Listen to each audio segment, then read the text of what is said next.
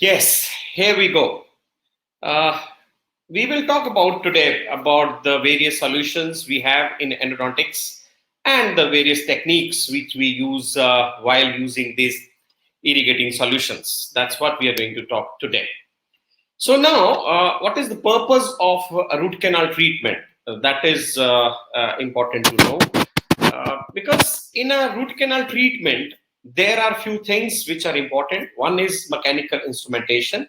We have multiple root canal instruments which we use, and second, we have irrigating solutions, which have a flushing action, which are antibacterials, and which can dissolve organic tissues, which can dissolve organic tissues, and it can dissolve the pulp tissues, kill bacteria, and which ultimately gives you very neat and clean field, which can lead to uh, absolutely healthy periapical area, and patient is asymptomatic. That's what we do in a root canal treatment. Whenever we do the best of root canal treatment, we prepare well. From our side, we make a very hermetical seal, but still there are failures. And what is the reason for failure? What is the main culprit which leads to failure of root canal? That is the bacterial. Whenever there is a bacterial re-invasion into the root canal system, it leads to failure in root canal. There are multiple reasons for this bacterial invasion. It may be improper hermetical seal, it may be the coronal invasion of the bacteria, or it may be through the lateral canals, or the bacteria which were left behind when the root canal treatment was completed. There could be multiple reasons. And for minimizing the number of bacteria in the root canal, we do a mechanical instrumentation which actually cleans the widen the root canal space and make it receivable for the obturating material. Then we have a chemical disinfection. Chemical disinfection by means of irrigating the root canal and by placing an intracanal medicament, which is known as a antimicrobial dressing. That's what uh, we do in a root canal treatment. Then smear layer. This is very important. This smear layer is very important for all of us to know that we need to remove this smear layer. Now, what this smear layer is? This is nothing. This layer is formed when we instrument the root canal, when we instrument the walls, and this is composed of the hard tissue remnants. This is composed of the proteins, which could be the bacterial proteins, which could be the salivary proteins, which could be the dentinal protein. It could be made up of necrotic pulp tissue. It is made up of blood cells, bacteria, and this is the layer which lines the root canal wall. And what happens when this smear layer is present and the bacteria which are there in the dentinal tubule, those remain protected from the action of intracanal medicament as well as the irrigating solutions, because there is a protection of this smear layer. The studies have shown, especially for the primary teeth, that even to the depth of 3/4 of the dentine, the bacteria are present. 3/4 thickness of the dentine, the bacteria are present. And when that dentinal tubules are covered by this smear layer, no irrigating solution can enter into those dentinal tubules and the bacteria cannot be killed. And that is one of the reasons for failure of root canal. And second, whenever this smear layer is there and then we apply root canal sealers, those sealers cannot adapt well to the wall of root canal, internal anatomy of root canal. And if it cannot adapt well, then there are chances of micro leakage. So all these factors lead to failure. So removal of smear layer is very, very important. Then, so we have come to know that why we need to remove the smear layer. That is the microorganisms which are there in the dentinal tubule.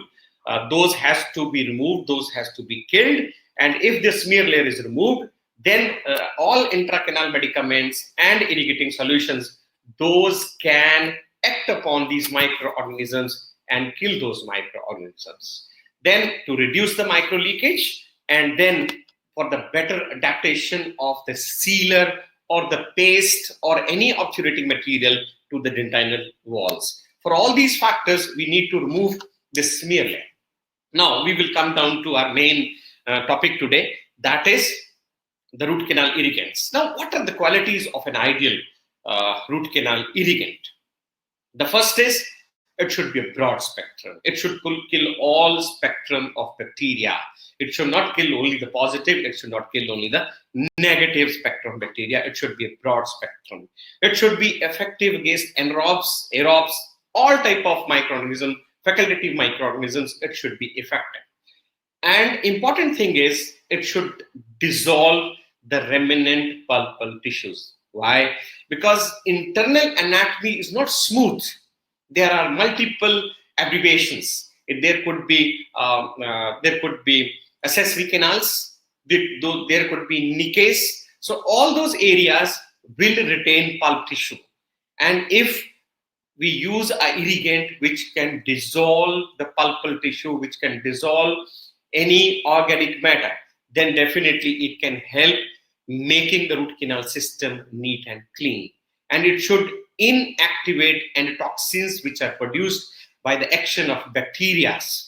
Then it should be able to either avoid formation, or if there is a formation, it should dissolve smear layer, because we know removal of the smear layer is very, very important. And whatever the irrigant we use, that should be non-toxic to the vital tissue. It should not be caustic to the periapical area. The periodontal ligament, periodontal cells, periodontal tissue should not be affected if by chance this solution is injected beyond apex.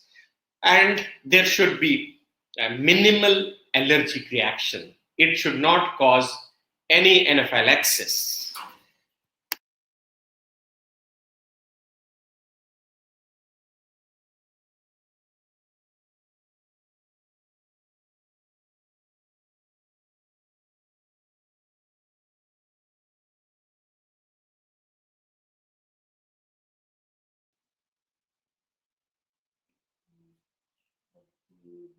Okay.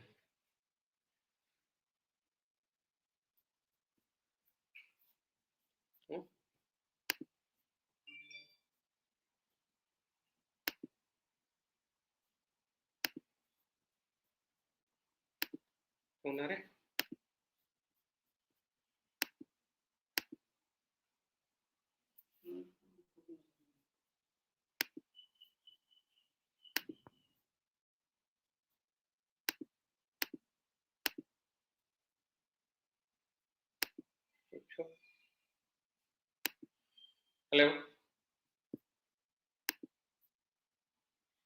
Is there any problem in the audio? Can you, are you hearing me? Hello? Hello?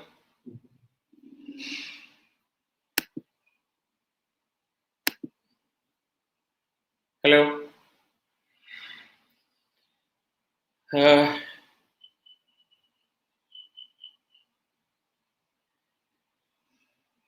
Okay, because this was the software which we wanted to try for the first time. So maybe little issues are there, but I'm trying to find out what all issues, and then I'll be talking to the company, and then we will see if there is a problem or no. And now, We will talk about the antimicrobial agents which we have, which we do use in our regular practice. Because I'm getting a mixed kind of responses. Someone says you are very good. Some says you are very audible. Very few will say you're disconnected. I don't know what, but I will complete it first. So we have a different type of antimicrobials, microbial irrigants, which could be bacteriostatic, it could be bactericidal, and some irrigants directly kills bacteria, and some allow other irrigant to come in contact with bacteria. So this is how these two kind of agents are available. But yes, in broader spectrum, it could be bacteriostatic, it could be bactericidal. And few irrigants, either they are low, they are bacteriostatic in a low concentration, but when you increase the concentration, and they become bactericidal. And the most common irrigant which we use in pediatric dentistry is sodium hypochlorite. This is a very, very common, a gold standard irrigant which is used in pediatric dentistry as well as in adult dentistry. It is a very strong base, and it is an organic solvent. That is a beautiful property of that. And because of these two properties, since it is antimicrobial, and since and other property is the pulpal dissolution, because of these two beautiful properties, this irrigant is the gold standard as a root canal irrigant in pediatric dentistry as well as in adult dentistry. Now, there are a few things about hypochlorite which you already know, but I just want to discuss about it. One is the concentration and the temperature has a very, very important role in its effectiveness. There were various studies. According to those studies, starting from 0.5 to 6%, this is used in dentistry. Above 6%, it is not recommended, because if at all it is pushed to the periapical area or any tissue, it is very, very harmful. It causes a lot of inflammatory reaction. It starts a lot of inflammatory reaction. To be on safe side, and it is recommended that the range should be 0.5 to 5.25%. And another thing is, it was seen that even if you increase the concentration higher than 6%, it is not significantly better. So why then unnecessarily increase the percentage of any chemical? So that's the reason we use in dentistry from 0.5 to 6%. For primary teeth, we use 1%. There are a few reasons. I'll just discuss, especially when I'll be talking about the primary teeth, because one of my international friend, she asked me to discuss about the primary teeth also when we will be talking about the irrigating solutions and the techniques. So pulpal dissolution is achieved when you increase the concentration to 1%. But yes, at a concentration of 0.5%, even this is good irrigant to decrease the bacterial load. But during endodontics, we need two things. Apart from decreasing the bacterial load, we need the dissolution of pulpal tissue. So minimum 1% we use in dentistry if we want to use it as an irrigant. That is the concentration of sodium hypochlorite. And then when you increase the temperature of sodium hypochlorite by 25%, then the efficacy of sodium hypochlorite increases by factor of 100. That is very, very important to know, that the temperature of the solution is very important. So even 1% sodium hypochlorite at 45 degrees centigrade has the same potency to dissolve pulp what a 5.25% solution at 20 degrees. So even if you use 1%, what you warm it, then definitely the same action you can expect what you expect the solution to behave at 20 degrees centigrade, and that to 5.25%. So at a lower concentration, you can achieve the same results by just warming the solution. That is important. And another thing is, we use two type of hypochlorite solutions are available in the market. One is unbuffered solution, which has a pH of 11, and then there are buffered solution, a bicarbonate buffer solution, which has a pH of 9, and one of the solution is Deccan solution, which is available as 0.5% concentrated solution of sodium hypochlorite. So by changing the pH, by changing the temperature and the method of irrigation, you can achieve good results with sodium hypochlorite. But yes, because it has advantages, then it has disadvantages also. One is the toxicity. If it is pushed into the periapical area, it causes a lot of destruction and inflammation. And then it has a very bad taste. But yes, we can use rubber dam, high vacuum suction, cotton roll for isolation, and we can use it judiciously. And then it has not ability to eliminate all the microorganisms. That is a little bit of demerit, but still most of the bacteria are eliminated by using sodium hypochlorite.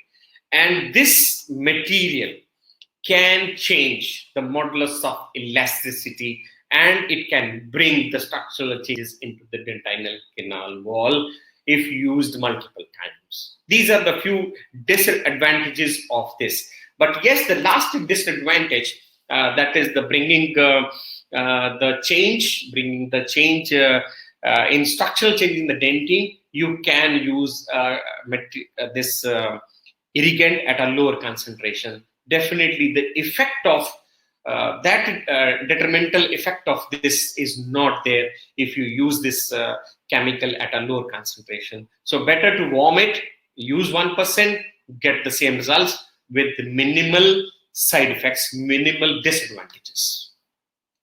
And then another important thing for us to know is, whenever you are using a Resilon Epiphany system for obturation, then sodium hypochlorite is not the final irrigant. Because if you use sodium hypochlorite as a final irrigant, then it will lead to formation of an oxygen inhibition layer, which will not allow the polymerization of Resilon to occur. That is a problem. So if you want to use Resilon, always use in between saline or distilled water to wash sodium remnants of sodium hypochlorite. Then only you use Resilon as an obturating material. Then something about the chlorhexidine. Chlorhexidine is widely used in perio. It is used in endodontics as intracanal medicament also, as well as it is used as irrigant also.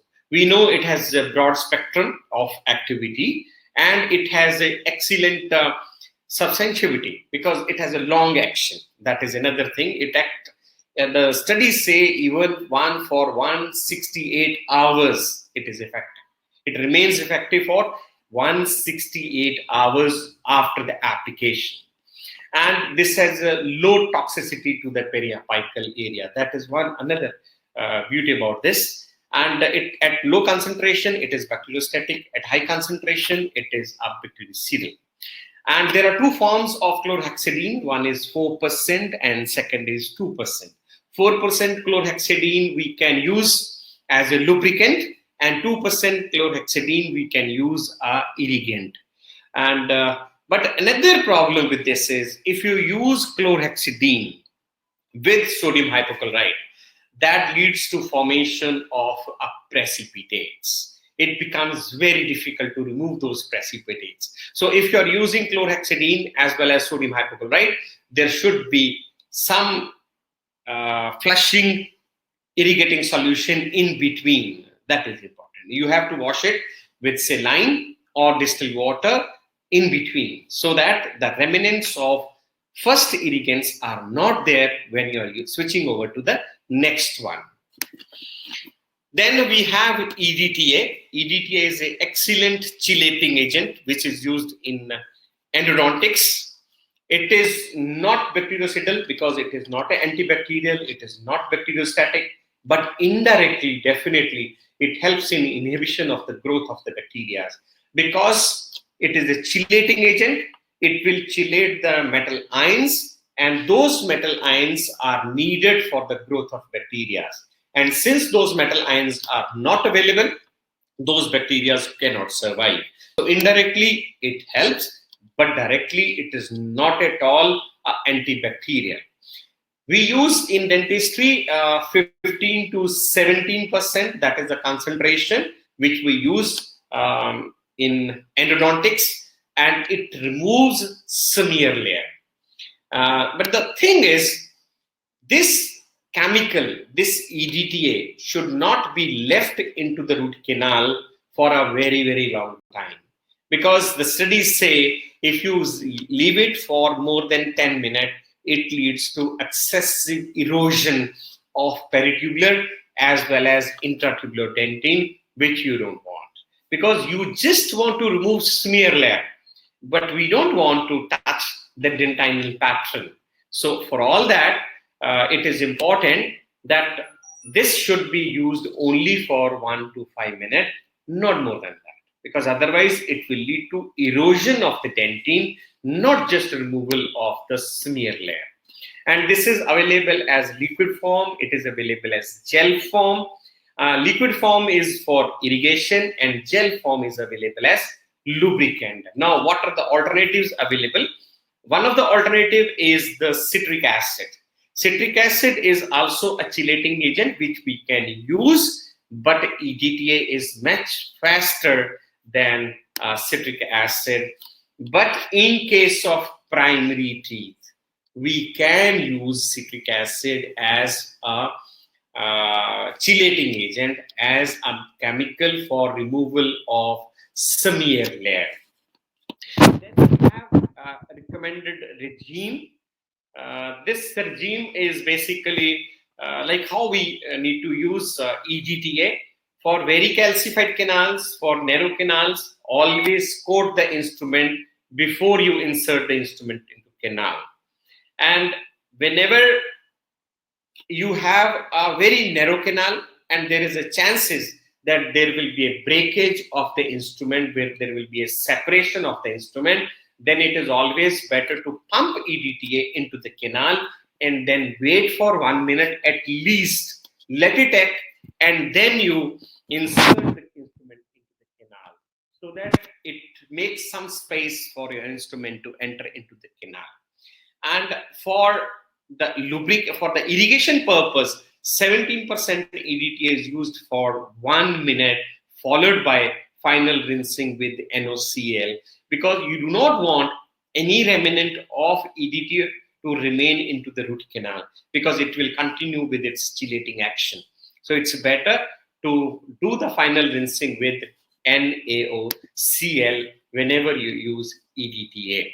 Now, what are the reaction of sodium hypochlorite with the EDTA? When this EDTA is used, we all know it has either a neutral pH or slightly alkaline. That is the pH of EDTA. And the sodium hypochlorite which we use, it is alkaline. So the effect of sodium hypochlorite decreases when we use with the EDTA. So, but never mind, with one irrigation, one syringing, the hypochlorite will go off. And then when you do the next, then the decreasing effect of EDTA will not be there. But yes, otherwise, the tissue dissolving property of sodium hypochlorite is hampered in the presence of EDTA. Then there is a combination of chlorhexidine and EDTA. If you use simultaneously, like once you have done EDTA irrigation and then you use chlorhexidine, that will lead to formation of a precipitate which is a white in color. Actually, what happens sometimes, this precipitate is difficult to remove from the root canal, and then you cannot obturate, and then you cannot apply a sealer properly into the root canal. So whenever you want to use chlorhexidine and EDTA, then there should be normal saline or distilled water in between these two. And the same way, if you are using with this sodium hypochlorite and chlorhexidine, it is not at all recommended to be used together.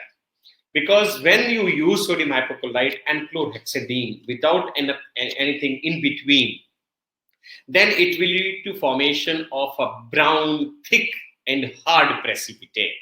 And this will occlude the dentinal tubules, it will occlude your canal orifice, and it will stain the dentine.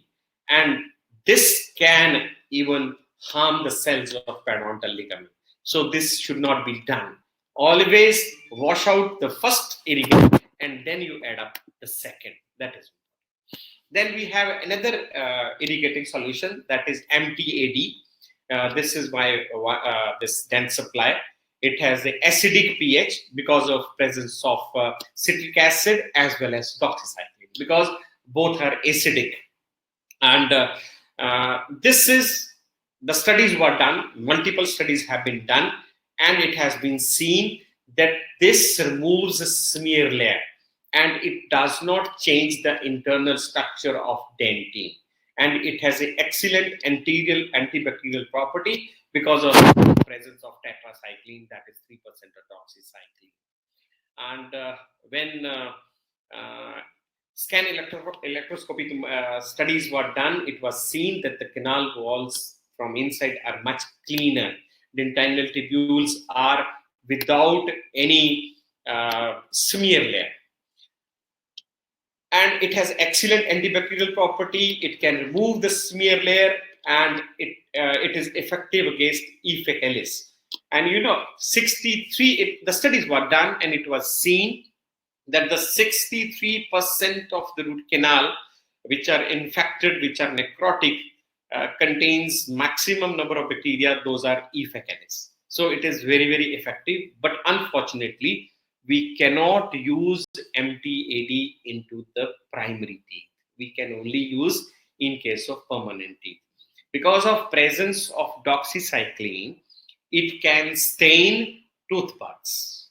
Because of the resorption, the apex foramen is open in case of primary teeth. And if you use MTAD in primary teeth, it will stain the enamel, it will affect the developing permanent tooth bud. So that is the reason it is not recommended to be used in case of primary teeth. So there is a limited use of primary teeth. But yes, in young permanent teeth, you may use, but still not very acceptable. But yes, you can use in young permanent teeth, MTAD we can use. And this is the one of the recommended sequence of irrigation. First is NaCl, then normal saline, then EDTA, then normal saline, then you can use MTAD or chlorhexidine. But this is not that we should always do that, but this is one of the recommended plan if you want to use chlorhexidine as well as MTAD. But if you don't want to use MTAD or chlorhexidine in the end, then the final irrigation has to be done with NaOCl, because you have to remove EDTA from the root canal system. But in this protocol, since we are using MTAD or chlorhexidine, and that will automatically remove all the remaining EDTA from the root canal system. Now, this is the take-home message. That is, this presentation is not over. This is here. Till now, I want to conclude that hypochlorite is still the most effective gold standard irrigant. And if you use chlorhexidine or iodine, those are more forgiving to the soft tissue than the sodium hypochlorite, because sodium hypochlorite, if pushed into the periapical area, that is definitely going to cause necrosis as well as inflammation response. But these chlorhexidine, iodine cannot dissolve organic tissue. Only your this sodium hypochlorite can do that. And chelators in liquid form are not replacement of antimicrobial irrigants like NOCl. So you cannot replace NOCl with chelators. Chelator has a separate role because that is used for either softening the dentin as well as the removal of the smear layer. And NOCl is needed for pulpal tissue dissolution as well as the antimicrobial property. So antimicrobial properties, as we know, that of the chelator are very, very low because directly they cannot kill bacteria. They cannot stop the growth of the bacteria. But yes, to little extent, indirectly they can. And but these chelators are important for the removal of smear layer. And once the smear layer is removed, then the antimicrobial, antibacterial irrigants like sodium hypochlorite, they can enter into the dentinal tubules and kill the bacteria which are present into the deep into the dentinal tubules and have excellent effect. And these chelators which are available, they can used as a lubricant, because if you use chelator in the paste form which act as a lubricant, you can definitely decrease the incidences of instrument separation, breakage of the instrument. The distilled water, the normal saline, they do not have any antimicrobial property, but yes, they can act as a flushing agent, and they can be irrigant to be used in between chlorhexidine, hypochlorite, and so on. So if you want to flush down the effect of the previous irrigant, you can use distilled water and saline. So they have a good flushing action. So now what makes the primary teeth different for permanent teeth? Because in a primary tooth, there are a lot of internal variations. There are multiple furcation connections. There are horizontal anastomosis. So because of these, the pulp may be left behind, the tissue may be left behind. It's difficult to make your instrument reach into each nook and corner of your internal root anatomy. So here is the main role of a chemical cleaning. And then you cannot achieve a hermetical periapical seal because every time there is a physiological root resorption. And because of physiological root resorption, the apex is open. And when the apex is open, then you cannot do condensation of any obturating material. And if you use a pressure while doing an obturation, it will be extrusion of any obturating material from the apical foramen. So, but these things are not there when you're doing a treatment in a mature tooth. Another thing is, this I have already mentioned here, that 3/4 of the root dentin of necrotic primary teeth are infected.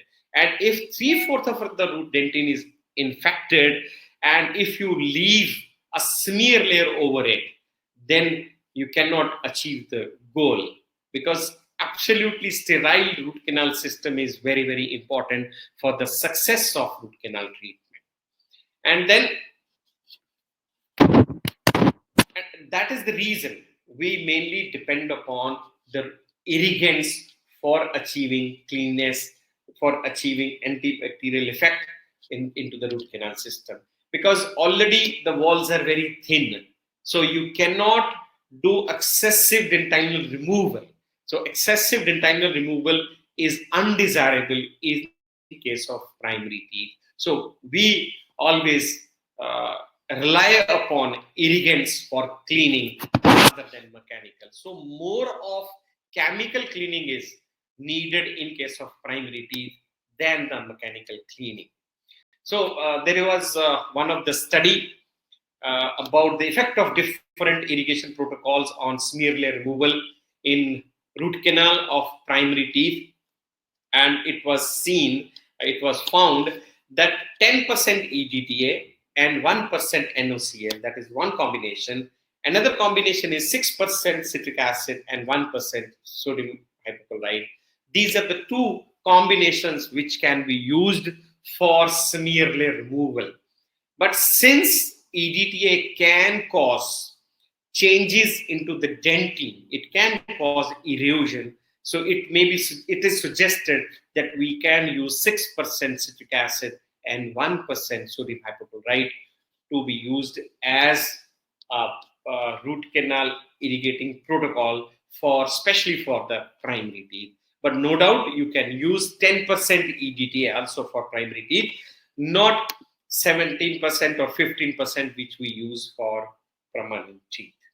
But still, this was the meta-analysis, very, very recent meta-analysis, which is there. According to that, still very less studies have been done, and we need more studies with more sample size to know about the most effective irrigant agent for endodontic of a primary tooth.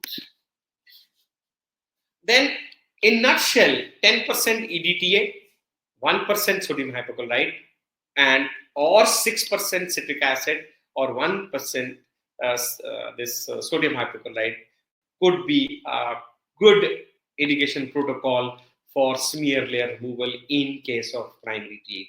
And irrigation with 6% citric acid for 15 to 20 seconds is quite effective in case of primary teeth. It should not be used for a very, very long time because it can cause erosion of the dentin if left into the root canal system for a very, very long time.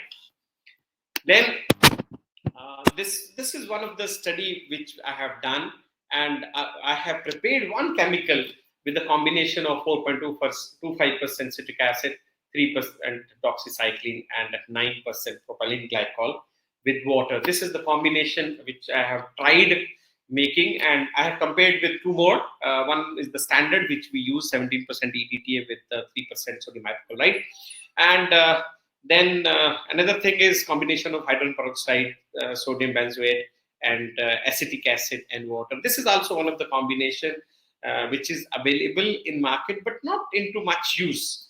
But we compared. This was protocol which I'm not going to discuss in detail, but these are the results actually.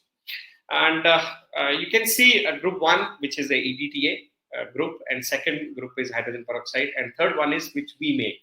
So you can see there was excellent smear layer removal from the root canal, but this study was done in permanent teeth, not in the primary teeth. And this is a SEM picture of this, and you can appreciate that a lot of changes have happened, and it has amazingly removed smear layer from all the sections, rather coronal, middle, and apical third of root canal. But that was done in premolars, which were extracted for the purpose of ortho, but we have not done it in a primary tooth. Now, although we use so many solutions, but this is one of the study, recent study, meta-analysis, that efficacy of irrigant activation technique in removing intracanal smear layer and debris from mature permanent teeth. That is the study. And according to that, if we agitate, that is irrigant activation technique, if you agitate the solutions into the root canal, then it makes a lot of difference. So their use is recommended through the root canal preparation. Not only flowing a solution into the root canal is important. After you place a solution into the root canal, agitation of the solution is also very, very important. If you do not agitate the solution, you are not going to get results, whatever the best solution you use. So there are different ways of agitating the solution. One is the manual agitation technique. Second is the machine assisted agitation technique. There are two broadly, we classify these two techniques into these two, manual as well as machine assisted. If I'll try to, I'll see if this is one of the video. I think there is some issue in playing this video because I transferred this PPT to the platform. Maybe because of that, this video is not playing. But I just want to make one thing important here. We all know about the vapor lock phenomena. Whenever you flow down a solution into a root canal, the apical third of the root canal will have a vapor, and this vapor will not allow the solution to go and touch each and every corner of the root canal, because that makes kind of a lock, and it's a very difficult to remove that lock from the root canal. And just to make your solution reach into each and every corner of your root canal system, agitation is important. Now, in manual agitation technique, there are syringe irrigation with needle or cannula. This is a simple technique which we all do use. In this, we have a normal needles, which we have an end venting needle, we have a side venting needle. There are multiple needles. The side venting needle is always better, because if an end venting needle can cause pushing the solution into the periapical area if you are engaging your needle into the canal and then pressing down the solution. But if it is a send venting, then there are lesser chances of accidentally pushing the solution into the periapical area. Then there are brushes available, endo brushes, navy tip is available, but I'm not going to go into the detail of all these. But these are available, which can agitate the solution, which can make your solution work well into the root canal. Then another thing which we can use is a hand activated gutta percha. The gutta percha which we use for filling, you can insert the gutta percha into the canal after flowing the solution, and then you can agitate about 60 to 100 times in 1 minute, and that will agitate the solution and will clean the solution. Clean the walls. And then this is the method of syringe irrigation.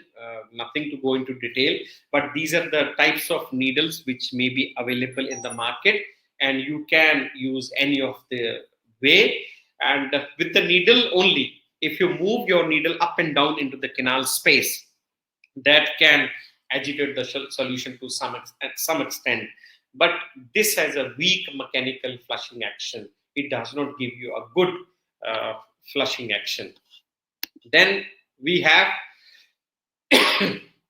a manual dynamic irrigation, in which we insert the gutta percha, well-fitting gutta percha, not a loose gutta percha, into the canal, and then 2 to 3 mm deep up and down strokes are given into the canal to achieve hydrodynamic effect and improve displacement of the loose remnants. This is also one of the effective method of agitating a solution.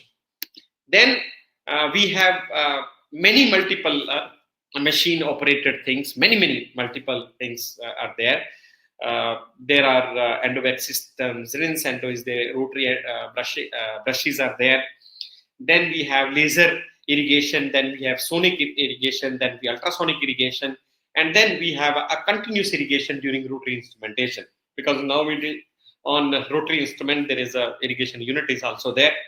So when that rotary instrument is moving, the canal will be getting irrigated. So multiple things are there.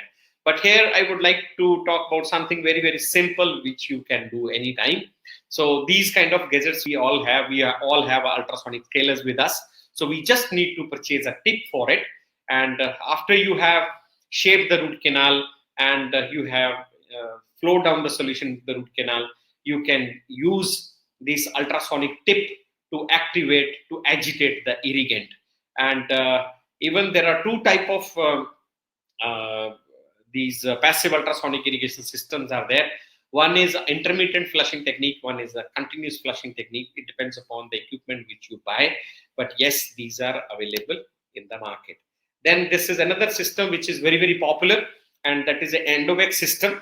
And endovec system is basically to take your solution, to deliver the solution to the apical end of the canal, which you cannot by having a normal way, like because of the vapor lock phenomena which we discussed, your solution cannot reach to the apical end of the canal because there is a vapor present, and this does not allow your solution to reach to the end of the apical.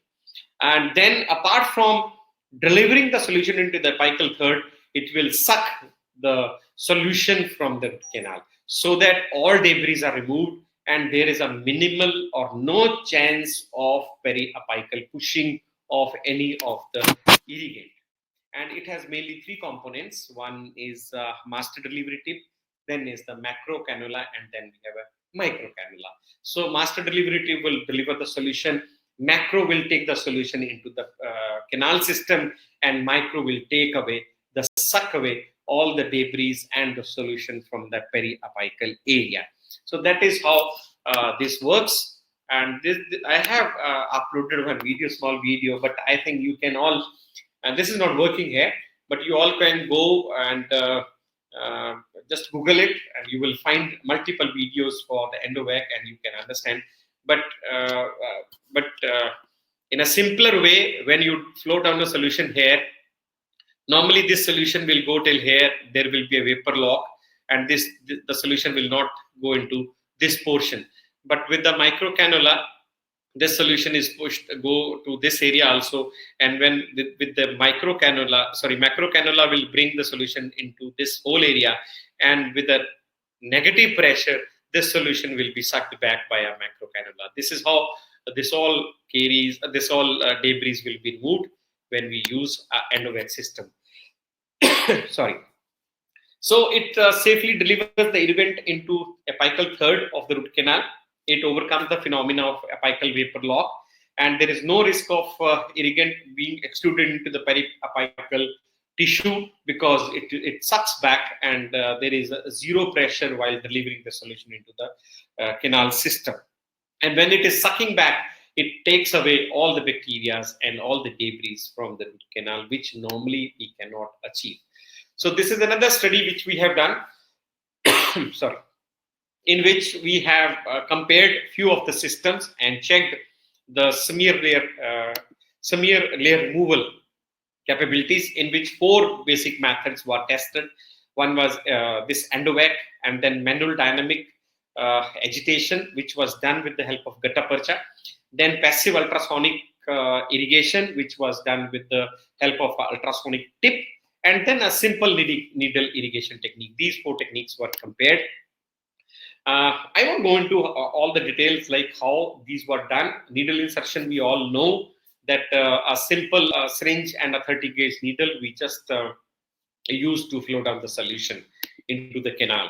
And this manual dynamic agitation, we use a gutta percha point, and then around 90 to 100 strokes per minute for 30 seconds. That is how we agitate the solution. Sorry. Then we have a passive ultrasonic irrigation. For that, we have used a scalar piezoelectronic unit on which we have used the tip for agitating the solutions. Then we have apical negative pressure, the endovac, which we have used for this purpose. And the important thing was, this is the criteria which were used to assess the removal of smear layer. So one was when the maximum smear layer was removed, and 4 is when the smear layer was present. So that's how we have used. And you can see the SEM pictures of needle irrigation, passive ultrasonics, MDA, that is gutta percha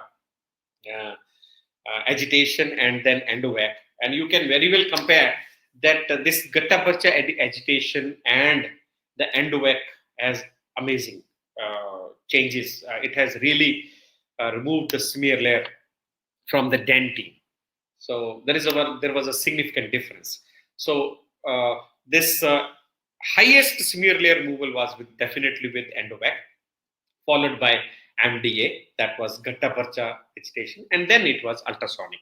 But the needle irrigation, which we commonly practice, could not remove smear layer, although we have used the best of irrigant, that is EDTA, as well as sodium hypochlorite under strict conditions. Still after that, we could not achieve removal of smear layer. So final irrigant activation with A and B as the best result. Then it was with your MDA with Gutta Percha, but ultrasonic as well as needle was the least effective in apical third, where we need the best.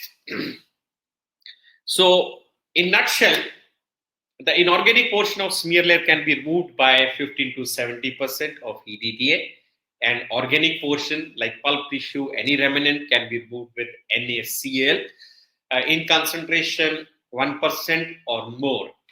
But for primary teeth, we recommend 1% because even if you accidentally push the solution, or because of resorption of the apex is wide, apex is open, the solution has to touch the periapical tissue.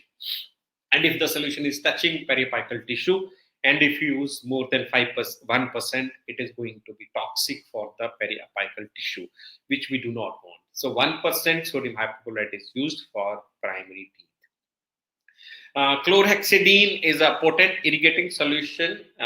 It has a broad spectrum antibiotic properties also, but still it is not into much use because if you are using sodium hypochlorite, that is a good antibacterial that can solve the purpose. But if at all you want to use it in the end.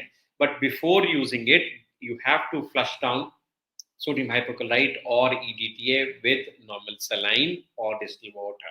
You cannot use chlorhexidine immediately after the use of this hypochlorite and EDTA. And for the primary teeth, irrigation with 6% citric acid for 15 to 30 seconds is quite effective, but that statement is true for primary teeth.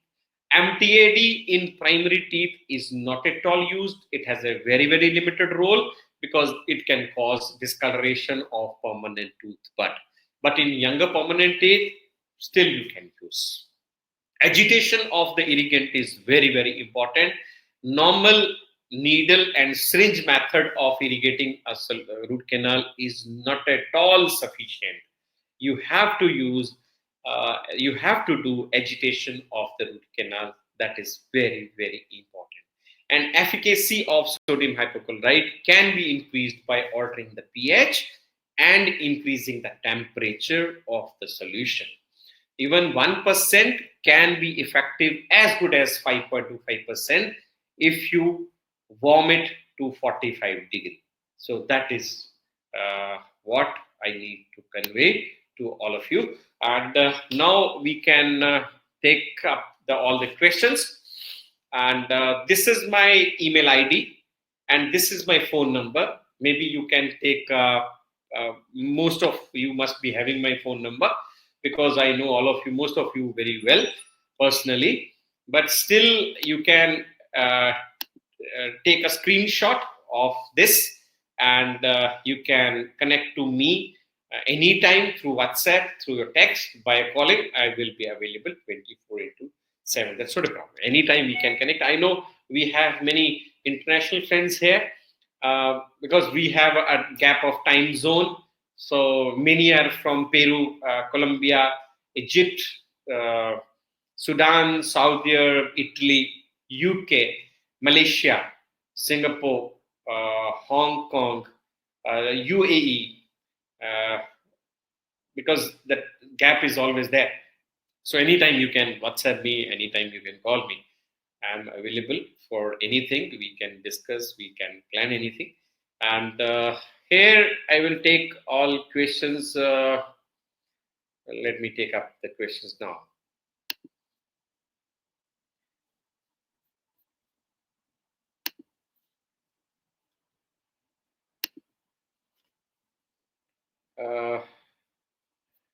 I'll go back to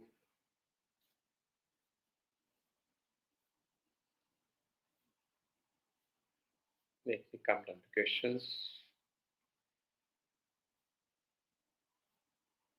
You can type your questions again because there are so many. Otherwise, good evening and thank you.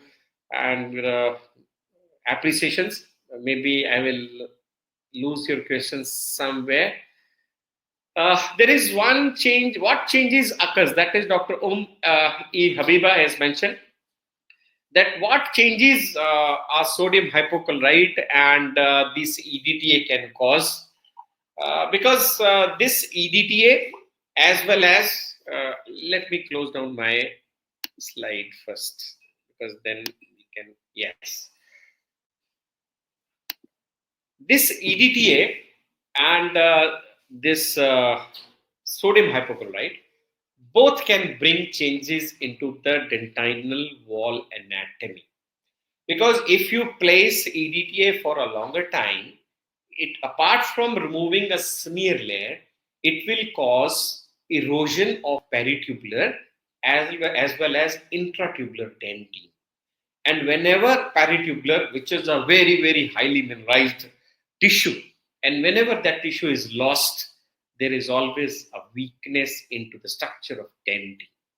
And same way, this hypochlorite, if used at a higher concentration, it causes changes into the modulus of elasticity of the dentine. That is the reason it should not be, the EDTA should not be left into the dentine, into the root canal for more than 5 minutes. If you leave it for more than 5 minutes, it brings down the changes. And Dr. Lipika, you have mentioned that the regime for both permanent and primary teeth. For the permanent teeth, we can use EDTA 15 to 17% and sodium hypochlorite 5.25%. That is the maximum permitted concentration. But after 1%, this is a tissue dissolving. It has a dissolving properties. And 0.5% has 0.5 or more than 5.5%. It has antibacterial property. But yes, as we keep on increasing the concentration, the effect is certainly more, but it becomes toxic also. But 5.525 is the limit because it is seen that if you even use more concentrated, it is not much effective. So unnecessarily, why to have more concentrated chemical? It's always better to be safe. But for primary teeth, if you want to use EDTA, then 10% is recommended or 6% citric acid is recommended. And this sodium hypochlorite which is recommended is 1%. Because we know that at 1% level, it is tissue dissolving. So we want the dissolution of pulp. So it is effective at 1% level. And since because of the resorption, the apex is open and this solution has no control, it can go into the periapical area. It can touch the periapical area. And if you use more than 1%, it will be toxic. So in case of open apex as well as primary teeth, we should always use sodium hypochlorite 1%. That is what we use. Then one more question by Dr. Ank is there. How much to use different irrigant in canal like ml for time? See, MTAD has to be 5 ml. That is very, very important. MTAD has to be used as a final irrigant and 5 ml dose, that is a dose based. The manufacturer recommends that 5 ml has to be used if you are using MTAD.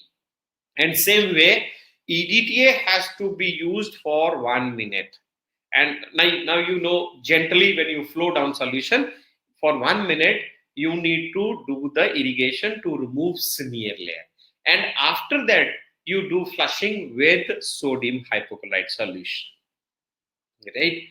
And Dr. Aparna, you have mentioned that, can you show your previous slide? I'm sorry, I don't know which slide you're talking about. But anyways, you are in touch with me on my Facebook. So you can anytime just message me and I can share the PPT with you. I'm sorry for that. I missed your message when I was speaking. Maybe because at that same time you messaged me, but I could not read that. Dr. Mala, you have mentioned that when we use GP to agitate solution sodium, no, Dr. Mala, it doesn't.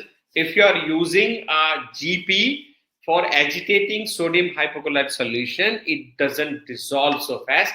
So you can use GP to agitate a solution of sodium hypochlorite. Any solution, any irrigant, whatever irrigant you are using into root canal, you can use gutta percha in to agitate the solution, because that is the most cheapest way. And yes, other way is you can use ultrasonic tip, endodontic tip, which is available in the market, not very expensive. So you can use that. And Dr. Neha, yes, 1% sodium hypochlorite is available, but if you are not getting it, no problem at all. You have 3% sodium hypochlorite. You mix double the amount, means suppose you have a 500 ml of silver sodium hypochlorite available, 3%. You add 1 liter, so make it 1.5 liter, and that will be your 1% sodium hypochlorite solution. And in this era, you need more of 1% sodium hypochlorite solution for disinfecting your clinic also. And this is how we can use. And even you need to use it in a water bottle for your water lines. Dr. Shivani Kapoor, yes, well fitting doesn't mean it should be snugly fit. It should not be snugly fit. Well fitting means it should not be very loose. So once you have prepared it, you know the master cone, and you can use one numbers lesser than your master cone to activate the solution. That's how we do it. Dr. Madhu, you have mentioned about the agitation in primary roots. Yes, you can use agitation into the primary root canals, but you cannot use a needle agitation because the canals are curvy. So this needle will not bend. But yes, you can use a gutta percha. But otherwise, for primary teeth, you do not need much of agitation into the root canal, because you only are dependent upon the chemical dissolvent property of sodium hypochlorite. And truthfully speaking, whenever there is a absorption and open apex, and you are not sure about the working length, you cannot remove all the tissues. So it is more of biochemical preparation than biomechanical preparation. In primary tooth, we talk about the biochemical preparation of root canal than biomechanical preparation of the root canal, as it is in permanent teeth. Then we have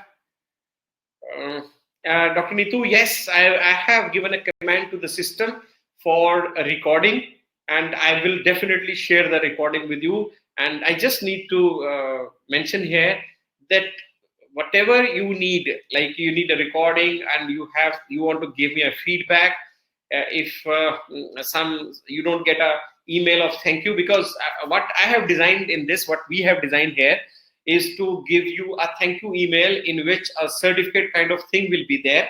That email itself is like a certificate, so you can take out the printout of that email and use it as a certificate, because this particular platform does not provide us the certificate, but then we plan somewhere and design the thank you mail, which you will be getting very soon, maybe in an hour.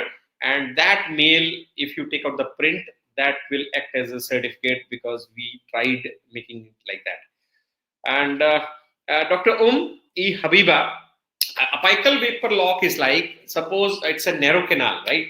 And when you push down a solution, already there is a air into the narrow canal. And when you are pushing a solution, there is some air is left, and that air does not come out. And that air does not allow the solution to be in touch with the canal anatomy, and it makes like a lock, and that's called as vapor lock phenomena. And since this air is trapped in the apical third portion, the name is apical vapor lock phenomena. Hope I'm clear. If not, you can message again. I will repeat or I will explain it or a better way. For Dr. Jean, you have mentioned that should we alternate with saline between EDTA and NaCl? No, we don't need to. I just mentioned that when you mix EDTA and NOCL, suppose you have done EDTA and little bit of NOCL you added, then the tissue dissolving property of NOCL will be affected. It will decrease because EDTA and NOCL have a different pH. So once you mix it, the pH of NOCL will become neutral and it will not be that effective. So, but since we are using more quantity of NOCL, and once the EDTA effect is over, then NaCl will take over its effect. So, not a problem. Uh, no, Dr. Satish, you can simply dry it and do the obturation, because he has mentioned that after final irrigation with sodium hypochlorite, do we need to flush with saline? We can directly do the obturation. That is not a problem, because you have to completely dry it and you can do the obturation. So that is not a problem. And then yes, Dr. Tisha's same question was again. Dr. Moise, you have mentioned that any difference in the protocol of irrigation between the vital and necrotic pulp primary teeth? Yes, if the no. Otherwise, if you are going ahead with the pulpectomy, then there is no difference in protocol, because when you are removing pulp, whether it is a vital or necrotic pulp, then the protocol is same. But since if you are doing pulpotomy and pulpectomy, then definitely the protocols are different, because then EDTA is not much used when you are using when we are doing pulpotomy, because you don't want that kind of removal of the smear layer and all that. So the protocols are entirely different. But if you are doing pulpectomy, maybe it a vital tooth or it is a non-vital tooth, then definitely it doesn't matter. You can go ahead. Uh,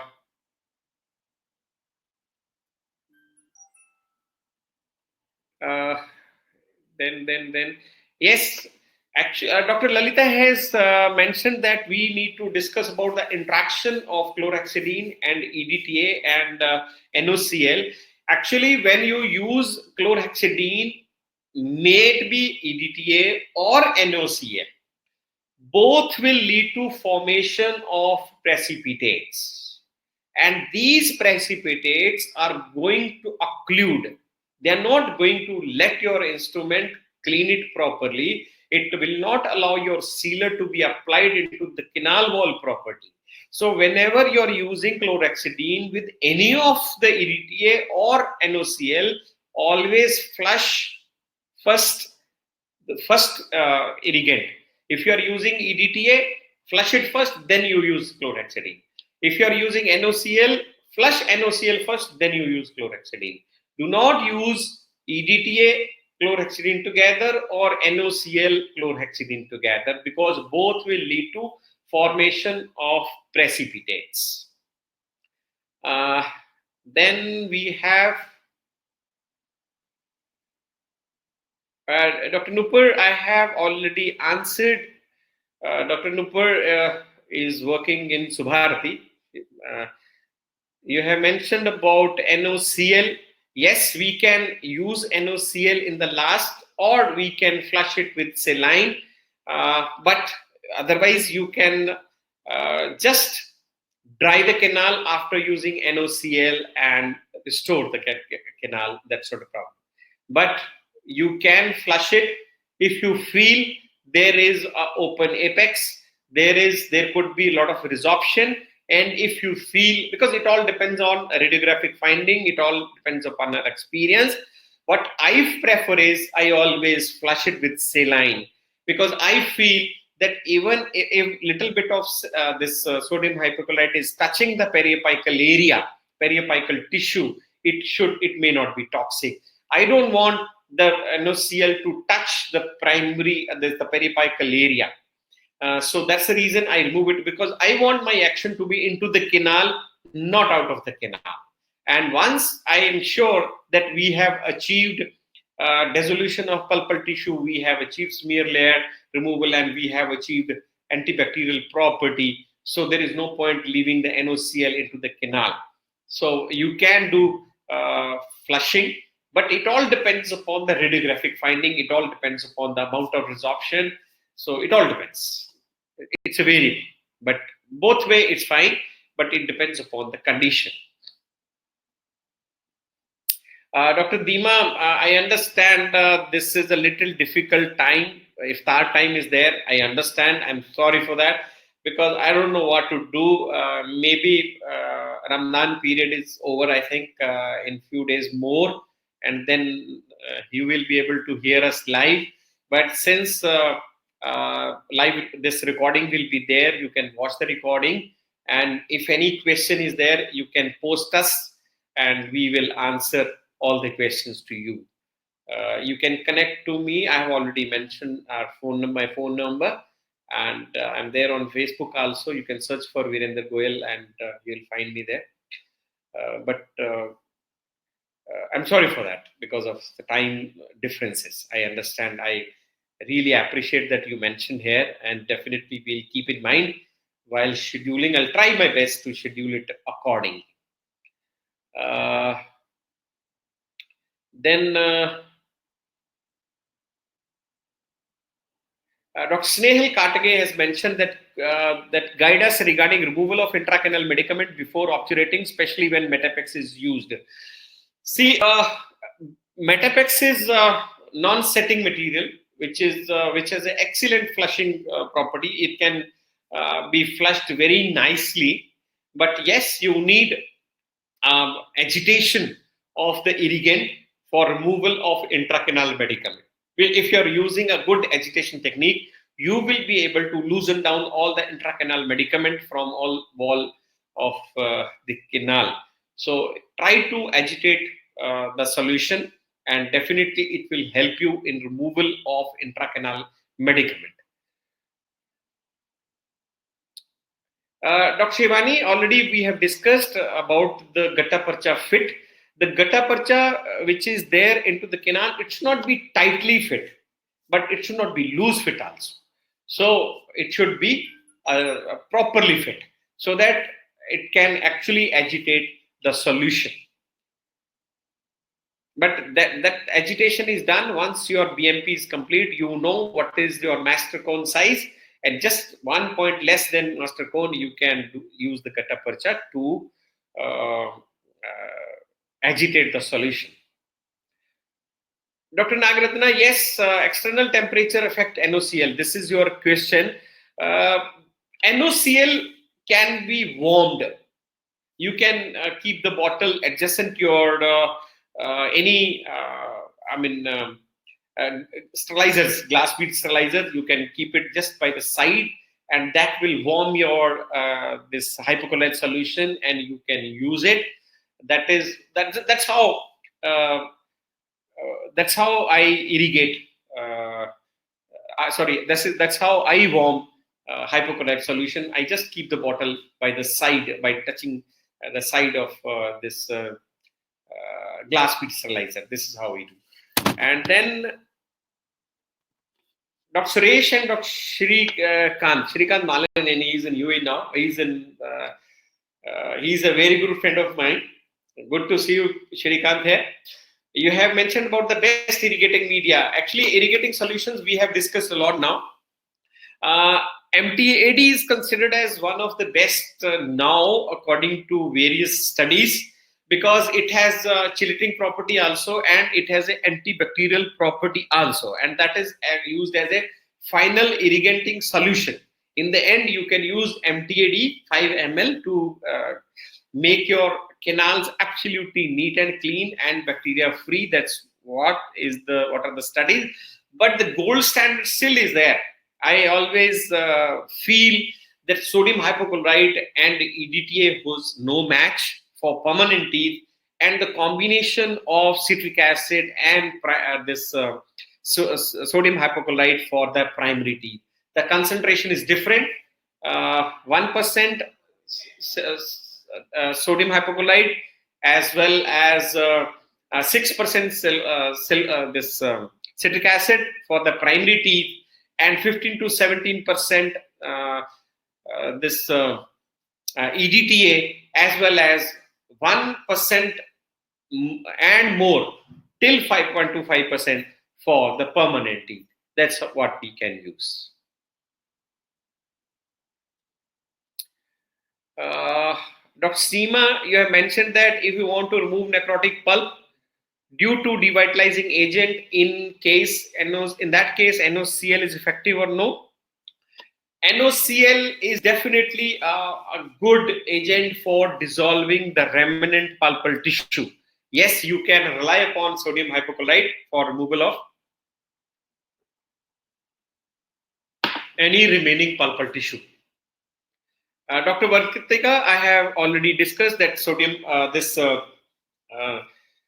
you are asking about the best irrigant for primary teeth. We have already discussed 1% citric acid as well as or 10% EDTA and 1% this sodium hypochlorite is one of the best for, and that is the gold standard, and a lot of research is there, and that is one of the proven irrigants for this purpose.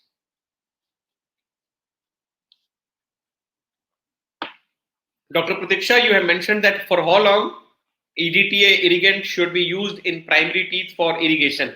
15 to 30 seconds is more than enough. 15 to 30 seconds is more than enough for irrigating the primary teeth. That's good enough. And if you, especially citric acid, I think citric acid is better for the primary teeth because it does not cause erosion of either peritubular dentine or intratubular dentine. It just removes the smear layer. But yes, you can use 10% EGTA also. Dr. Tanya, yes, we can use citric acid, already discussed. Dr. Moise has mentioned that does good irrigation affected by way of canal instrumentation, manual or rotary? Dr. Moise, this is a personal preference. If I talk about the primary, manual is always better. Manual instrumentation is always better. But if you are using for permanent teeth, you can choose both manual as well as a rotary. But anyways, no system of instrumentation can replace good irrigation.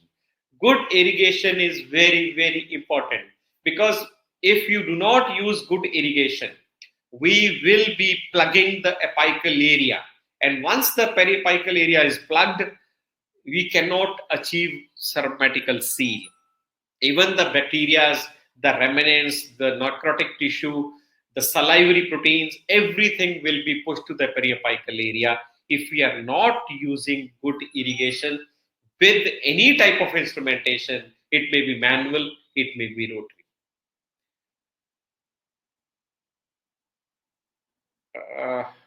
Then Dr. Swati, I have already told you that gutta percha size to be used for agitation, it depends upon your master cone.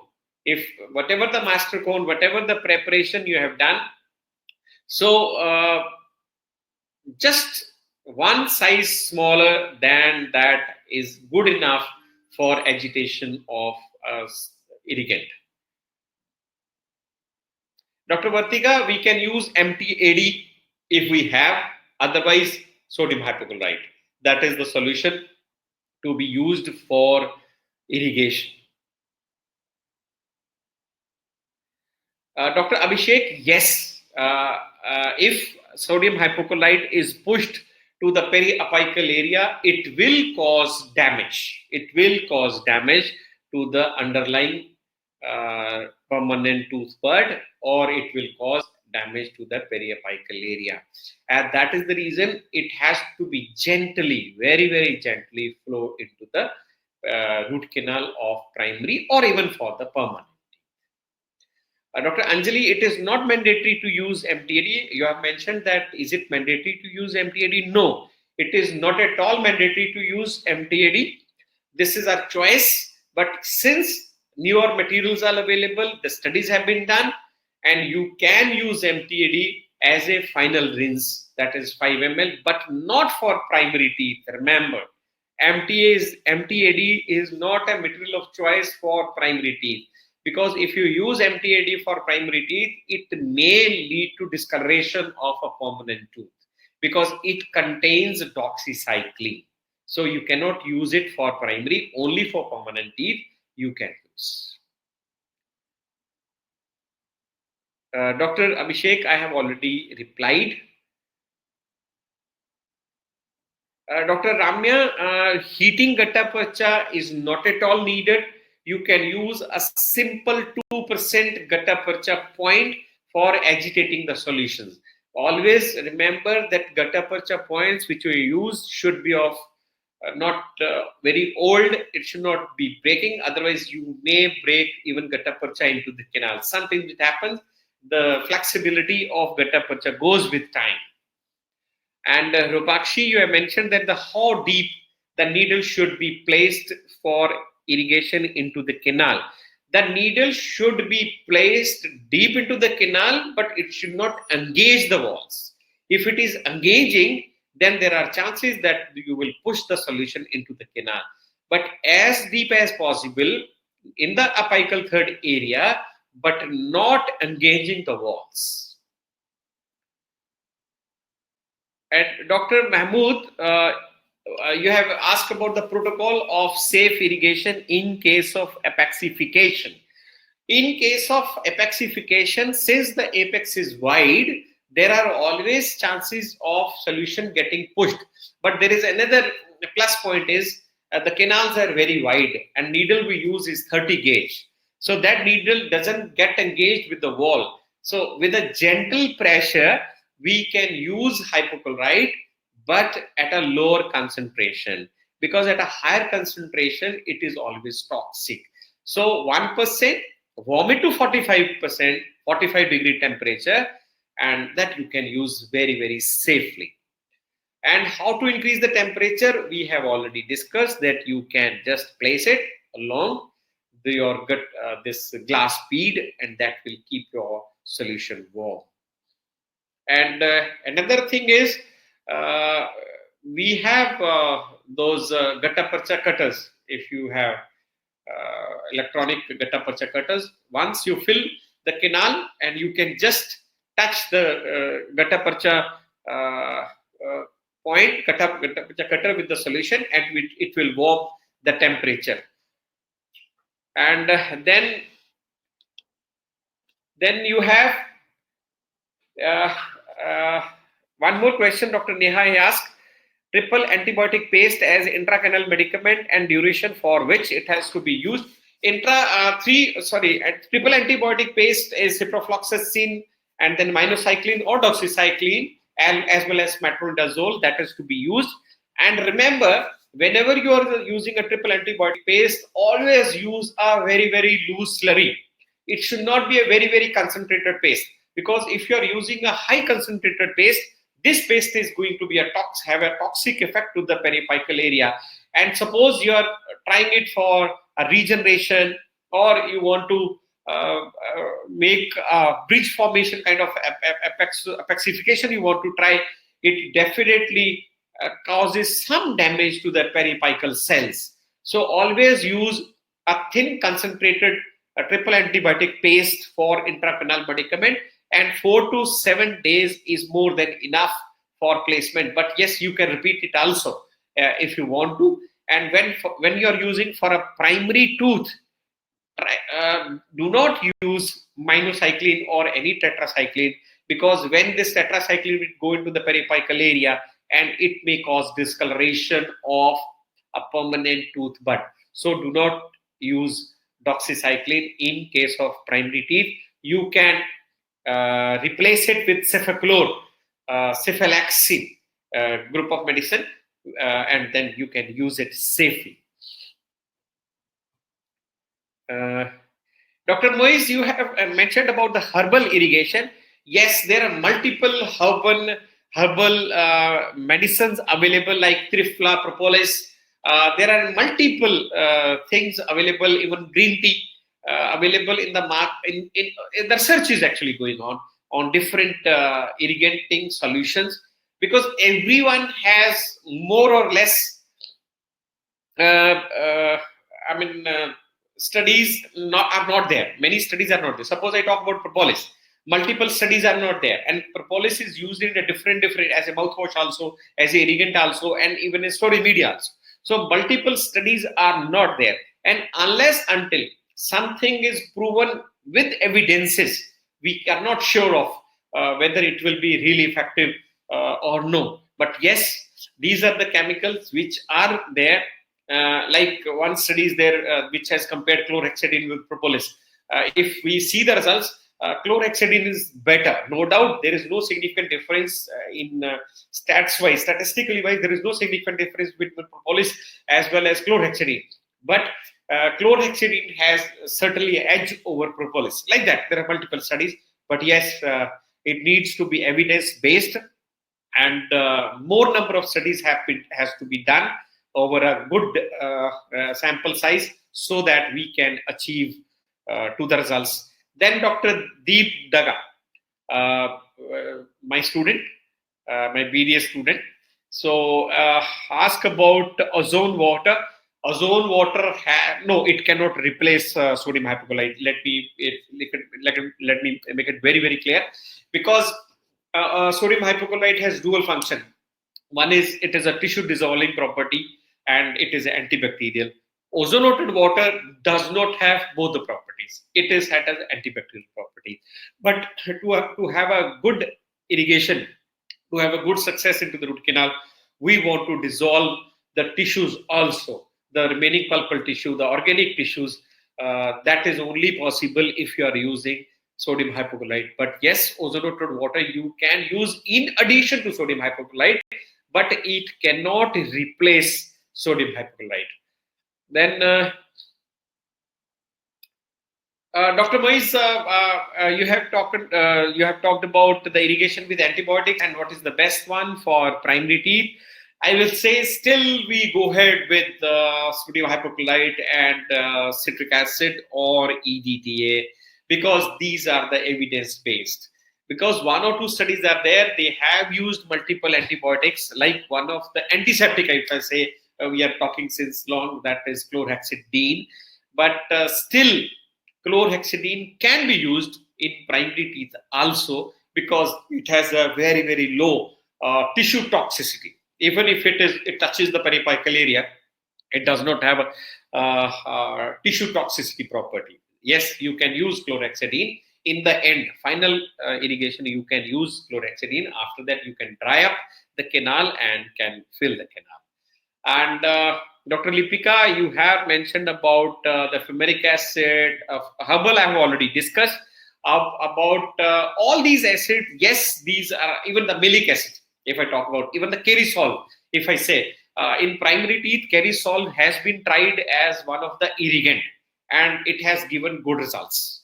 But not multiple studies are there. Similarly is for the other acids which you have talked about the herbal irrigants.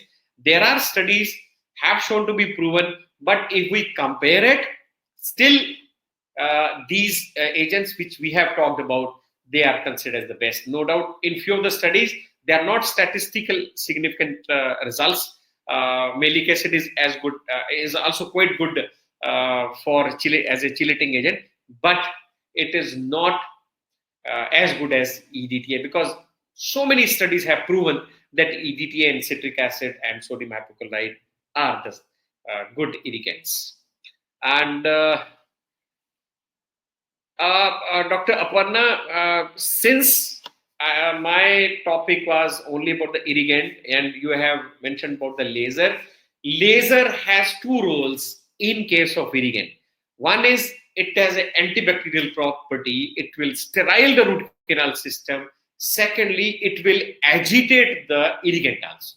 So laser agitation of irrigant is also tried and is recommended. That is also one of the way of agitating the irrigant. I have mentioned somewhere in one of the slides various ways of agitating. In that slide, I have mentioned about the laser agitation. Dr. Nang, 3-mix antibiotic paste cannot be used as an irrigant. It can be used as an intracanal medicament. Inter-appointment medicament you can use. but people have tried 3-mix this antibiotic solutions also, but not much of the studies are there. 3-mix antibiotic paste, you can use a intracanal medicament. Yes, that's a wonderful drug. But on the same side, since we use doxycycline, there are always chances of discoloration. So you have to replace doxycycline with something which is non-tetracycline. Yes, you can do that. And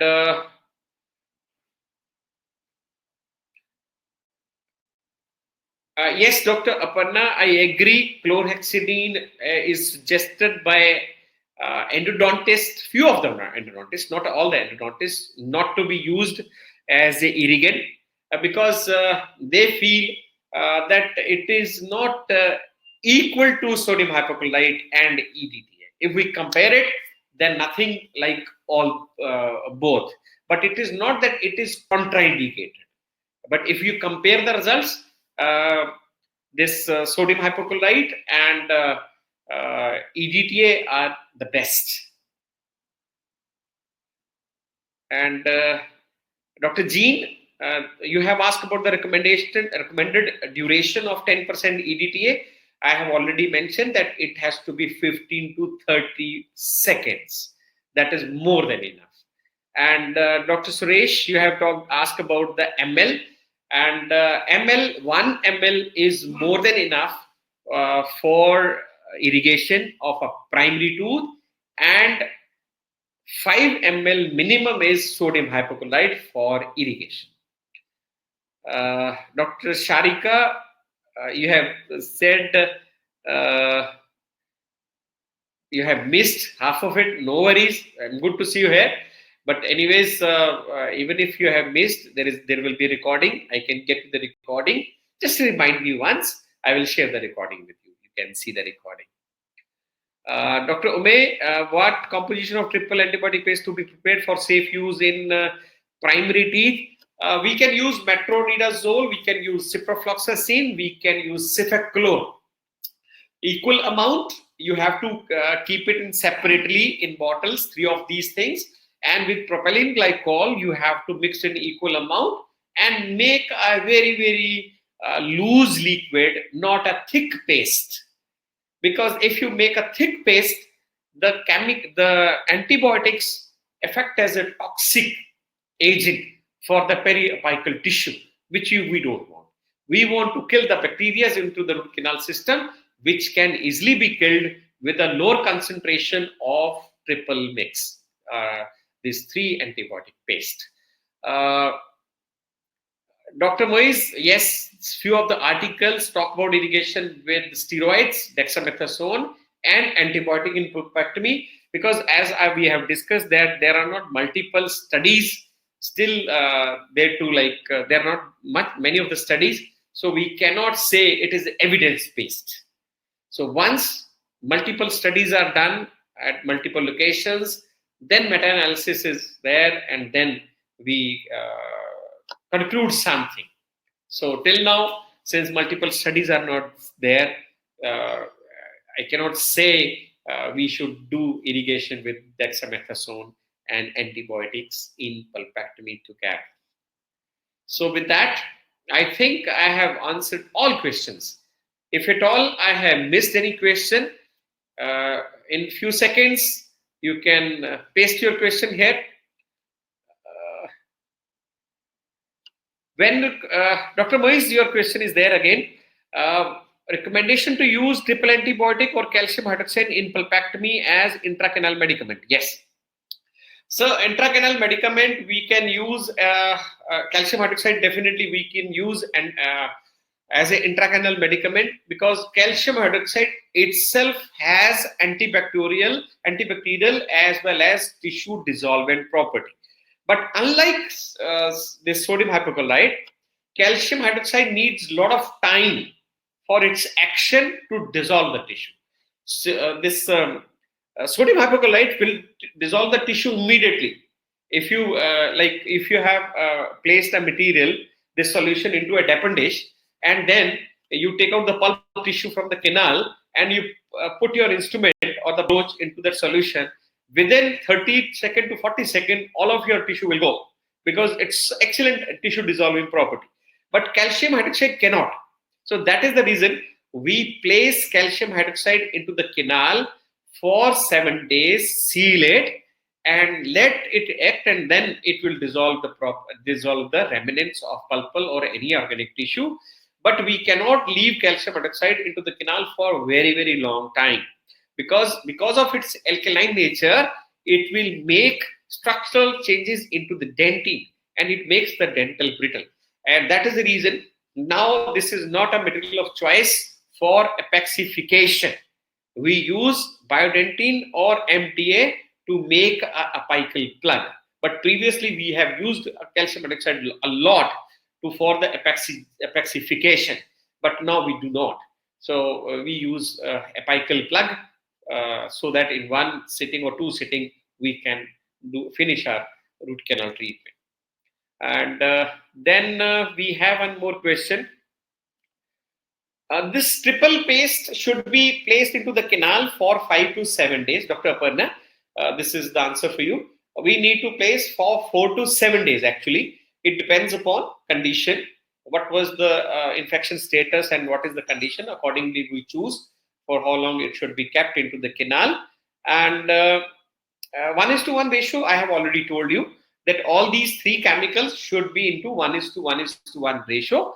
But because this is by amount, when you have what I prefer is, how I use is, I have that gutta percha, that spoon which comes with GIC packet. So that half spoon, I take equal amount of all three chemicals and mix it in propylene glycol, and that is a transparent solution that's easily available with the chemical store. You can buy propylene glycol from any store, and you can mix this three-mix into that. And that should not be a paste. It should not be a thick paste. It should be a slurry. That is what is needed. So, any other question? I think I'm now got a few of the compliments. Dr. Umar, Dr. Snail, and Dr. Suresh. So many compliments now.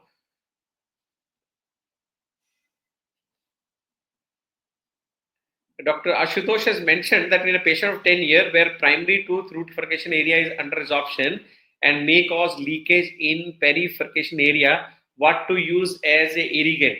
So, irrigant which we use for any primary tooth is 1% sodium hypochlorite and 6% citric acid and 10% EDTA. Any combination of either 10% EDTA plus 1% hypochlorite or 6% citric acid plus 1% hypochlorite, that you can use as irrigant, and it has to be gently flowed into the root canal. It should not be forced into the root canal. Then still, if you have any questions, Dr. Shivani, thank you. Tisha, Poina, Dr. Ans Benzi. Dr. Ans Benzi, you are talking about the techniques is the best to obtain a complete filling of canal with until working length with calcium hydroxide paste. There are multiple techniques. It depends on what you choose. If I talk about Metapex, it comes in a syringe form. You can just insert your needle into the canal and then keep pushing down the plunger and keep taking out the needle. This is how you can fill. Then you have lentular spiral. Lentular spiral, I always consider is one of the best way of obturating the primary teeth. That is one. Then endodontic pressure syringe, although it is used, but what I feel is I'm more comfortable with lentular spiral. So I will say you go ahead with the lentular spiral. That is one of the good way. Rest it is a subjective thing. You can use your skill and comfort, which is best for you. But I think lentular spiral is one of the best. Then Dr. Shireen Sarika from Bangladesh.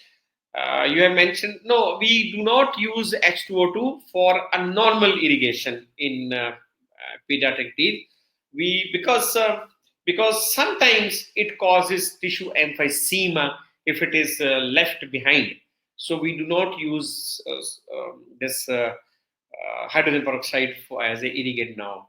We always prefer normal saline, distilled water, and whatever we have discussed till now. And thank you, Caroline. Thank you, Tavleen, Diksha. Thank you so much. I maybe may have missed. Divash, thank you. Anytime you're most welcome.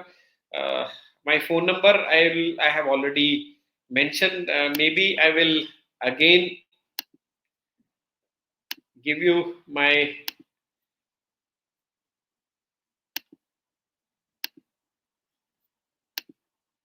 phone number is there. Now again I am showing you my phone number, so you can call me, you can message me anytime. I would love to answer all your queries, or if you want to give me any feedback about the lecture, or you, if you had any doubt, you can anytime. You're free to talk to me anytime. I would love to hear from you. And thank you so much for being here. And with that, I think we have, yes, we have finished with the questions now. Dr. Rabina, thank you. Dr. Ans, thank you so much. And bye bye. Take care of you well. And tomorrow, we are keeping one webinar with Dr. Yapis. So I'm sure you all must be waiting to hear from him. So I will inform all of you once we finalize it. And on Tuesday also we have a webinar uh, by Dr. Nikhil Marwa. Then we have Wednesday by Dr. Rohan. Then Thursday we have by Dr. Mukul Jain, and Sunday Dr. Nikhil Shrivastava, and so on. I'm sure we'll keep you busy. Thank you so much for being here, for your patience hearing and tolerating me for about 1 hour 51 minutes. And if any technical glitches were there, I'm sorry for that. And your feedback will be appreciated. And I will talk to the company if any problem you encounter and some experience which you did not like about the webinar platform, you can share with me. I will be very happy to hear that. Thank you. Bye. Take care of all of you. Have a pleasant evening. Stay safe, stay home, and keep connected. Thank you so much.